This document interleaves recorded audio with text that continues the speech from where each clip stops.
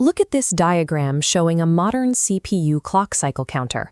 Under normal operating conditions, a standard processor easily executes 4 billion operations every single second, but right at its peak, the system suddenly stalls. The processor itself is fast, but it constantly needs instructions, variables, and memory addresses to actually perform those operations. All of that data has to be retrieved from main memory, or RAM, which operates at a fraction of the processor's speed. If a CPU running at 4 GHz has to fetch every single instruction directly from that slower RAM, the processor sits completely idle while the data travels.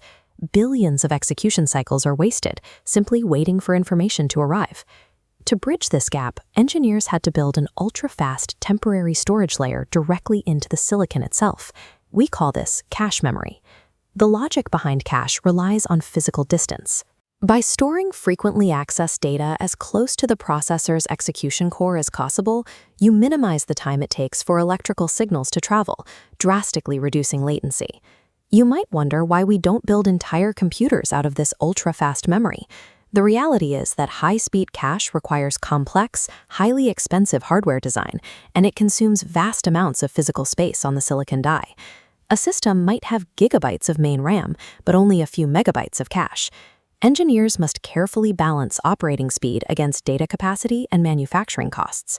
Because of these strict physical and economic constraints, a single uniform block of cache is insufficient. Keeping a modern processor fed requires a multi-tiered memory hierarchy. This diagram illustrates an isometric map of an empty CPU die. If we zoom all the way down to the central execution core, where the raw processing occurs, we find our architectural baseline. Right inside this core are the registers. They hold the data currently being actively processed, making them the absolute fastest memory available. However, their physical data capacity is microscopic. Moving outward, we hit the first true layer of the hierarchy, Level 1 cache. It is directly dedicated to this specific CPU core. It operates exceptionally fast, but it typically holds only 32 to 64 kilobytes of data. To maximize efficiency, L1 is typically split into 2 distinct pipelines. One pipeline acts as the instruction cache for program logic, and the other acts as the data cache for active working variables. They feed the central register simultaneously. Keeping L1 this small is an intentional engineering choice. The smaller the memory block, the faster it can operate, making L1 the critical first line of defense against data latency. Returning to our CPU map, you can see what happens when the L1 capacity fills up. We need a secondary layer, which brings us to Level 2 cache. L2 provides the critical extra storage required to prevent the core from stalling out while waiting for data. Because it is physically larger, often up to 1 megabyte, it operates slightly slower than L1. Expanding further, we reach Level 3 cache. This is the final, massive memory layer built directly onto the silicon die, often holding anywhere from 8 to 64 megabytes of data. Unlike L1 and L2, which are assigned to specific individual cores, L3 serves a distinct architectural purpose. It is shared across multiple processing cores simultaneously. This tiered pyramid structure successfully navigates the physical laws of signal proximity and the harsh economic realities of manufacturing silicon real estate. This top-down flow diagram shows an active workload in progress. When a core needs a specific variable, it searches downward through the hierarchy, L1, L2, then the shared L3 hub, and finally out to main RAM. If the data is located early in L1 or L2, we get a cache hit.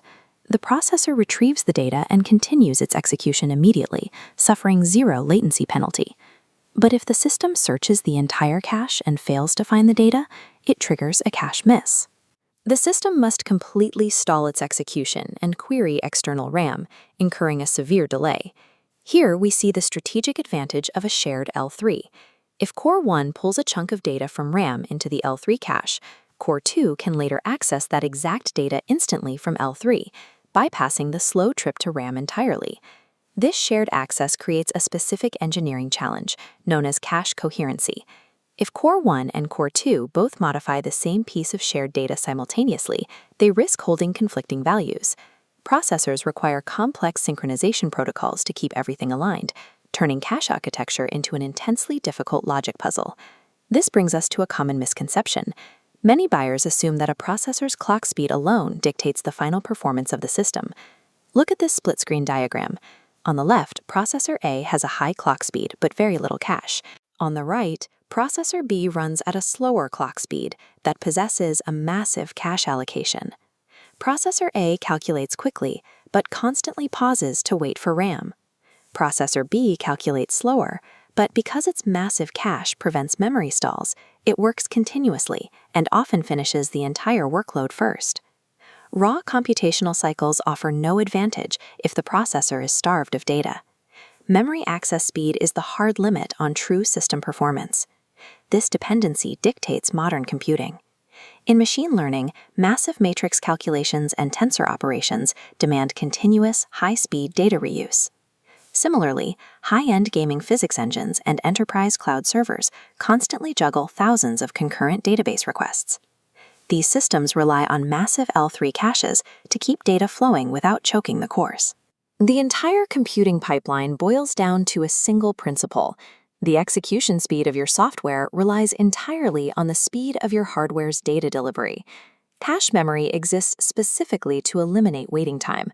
But when the cache inevitably misses, the system must rely on main memory, which leads us directly into our next discussion: RAM and DDR technologies.